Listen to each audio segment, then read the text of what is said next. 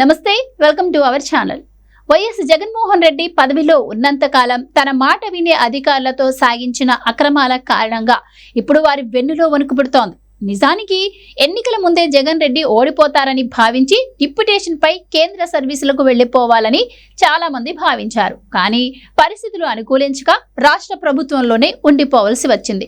జగన్ రెడ్డి అధికంగా తన సామాజిక వర్గానికి చెందిన అధికారులను తనకు నచ్చిన పోస్టుల్లో నియమించుకొని వారి ద్వారా ఎన్నో అవకతవకలకు పాల్పడ్డారని బలమైన ఆరోపణలు ఉన్నాయి.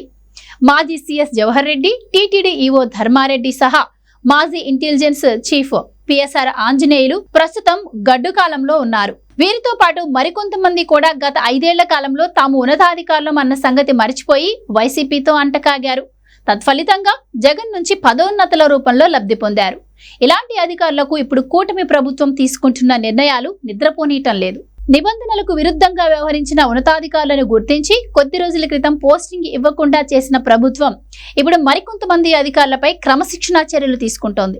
అది కూడా జగన్ రెడ్డి సొంత జిల్లా నుంచే ఈ చర్యలు ప్రారంభమయ్యాయి. కడప ఆర్జేడీ రాఘవరెడ్డిపై ప్రభుత్వం వేటు వేసింది.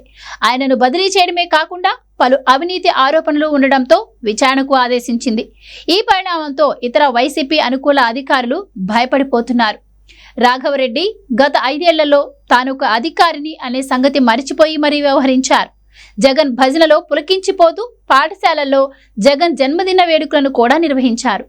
ప్రభుత్వ పెద్దల అండదండలతో రెచ్చిపోయారు. మహిళా టీచర్లతో అనుచితంగా వ్యవహరించటం, బదిలీలు, ప్రమోషన్స్ లో ఇష్టారాజ్యంగా వ్యవహరించారు.